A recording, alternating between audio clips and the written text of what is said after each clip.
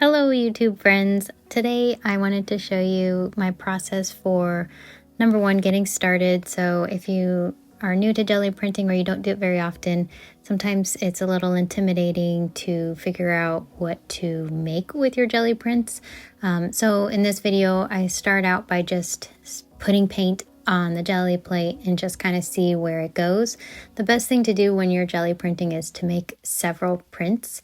If you just make one, it's not near as fun, number one. And number two, it doesn't give you that chance to kind of build up the layers on your plate and kind of pull away the leftover pieces on your next print, which really make such cool prints in the end. So for this my first few prints, I was cleaning off my gel plate with some yellows and blues that I had, the shimmer kind of metallic paints, just using a basic stencil. Then now that I'm kind of warming up a little bit, I wanted to try my hand at this texture with this magazine piece, and this is tricky. So magazines, they are usually printed on with toner paper or with toner on paper, and that toner is usually what's going to resist the paint.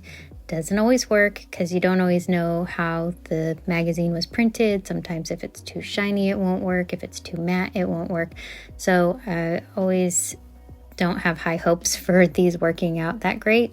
My intention was just to kind of get some texture on there, so I wasn't too concerned if the whole image didn't show exactly. So it's just kind of like a background coloring.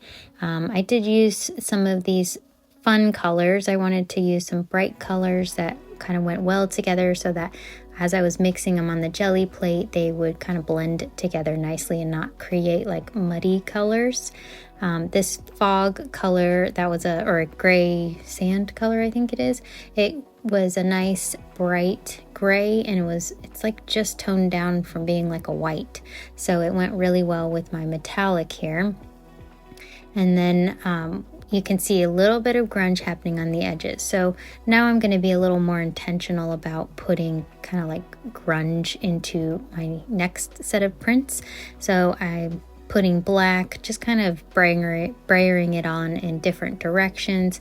I've got this texture, kind of like a circle texture, that I'm just kind of pulling away some of the paint off of the plate.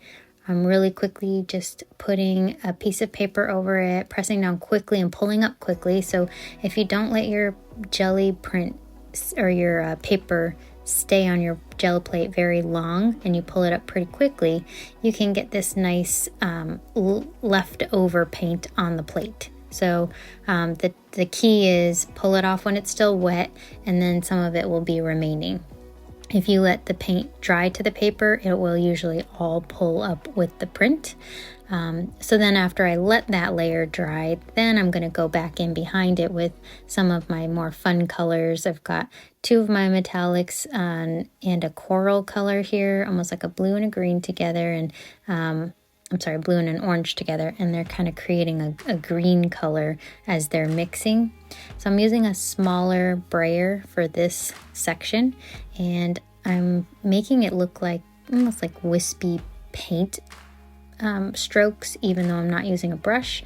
That was kind of, as I was doing this, that's what it started looking like, and I really liked how this was looking. So I decided to be a little more intentional about making them look like wonky brush strokes. While the paint is still wet, I have just a texture that I had created that looks like a grid.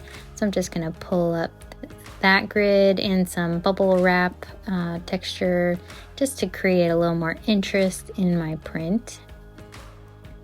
And then when I pull this print, the black is going to be on the bottom of the print, so the front, and the color is going to be behind the black. So this is what I get from this print. Now that orange did not dry all the way, so it didn't all pull up, which is fine because now it's going to be kind of there for my next print.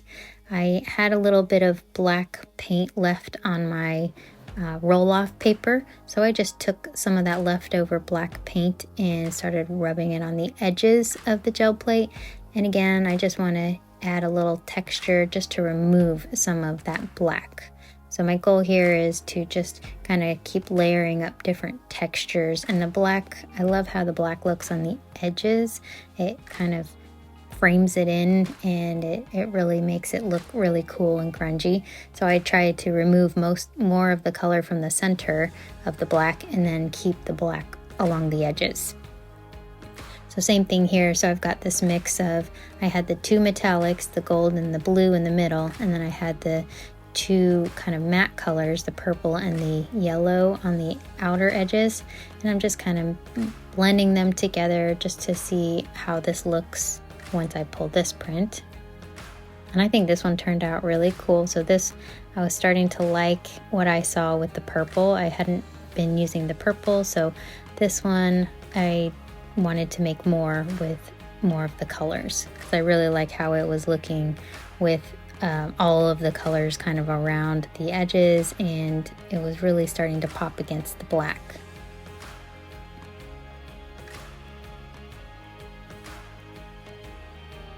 And because these are grungy, it's perfect. You can be as messy as you want. You can just pull away as much of the paint as you want.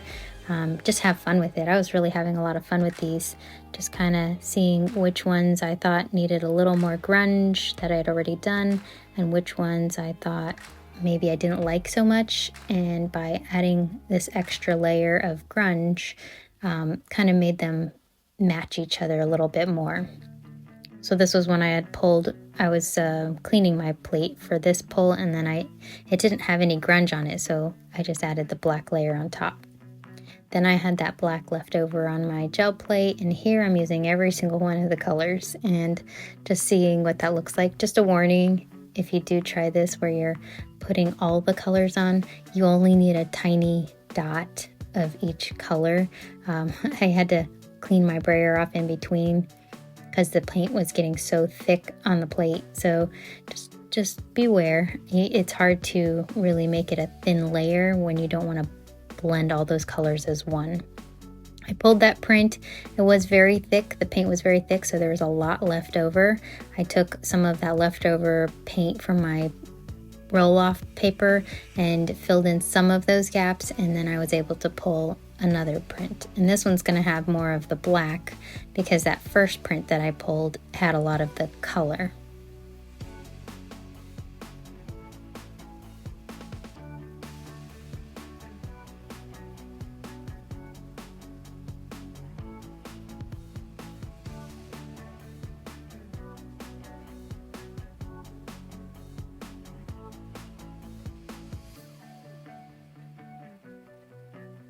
Have you ever tried doing the distressed look for your gel prints? What's your favorite way to acquire a really good distressed look? So I really always like having a dark color for my distressed look. If you don't have any contrasting colors, it makes it very difficult to really pull out that grunge. So on this print, I used that same magazine print, both sides of it, just was trying to pull up some of the words and those two numbers. I got the 8 and the 9 to transfer over, and then some more of the circle print.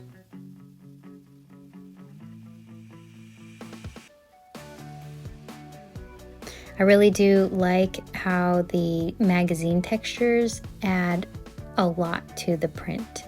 So you can see here the 9 on the left hand side and the 8 in the top right. And then you can see the words kind of came through as well. I think that made such a really cool looking print.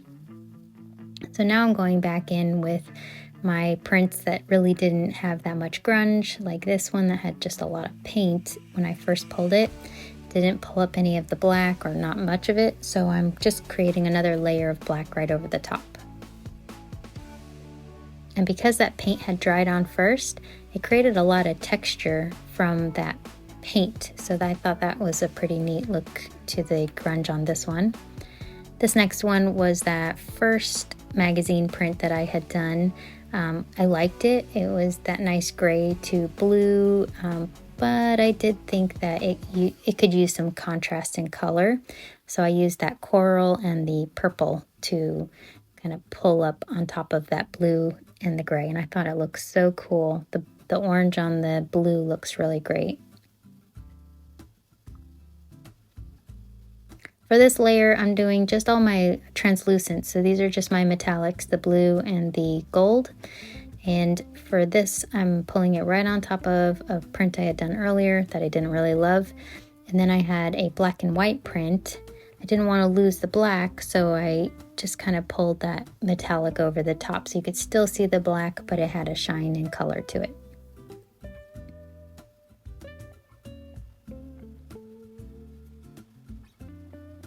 So this one that I had done that I didn't love, I pulled another texture of black on top, and then I liked it so much more after that.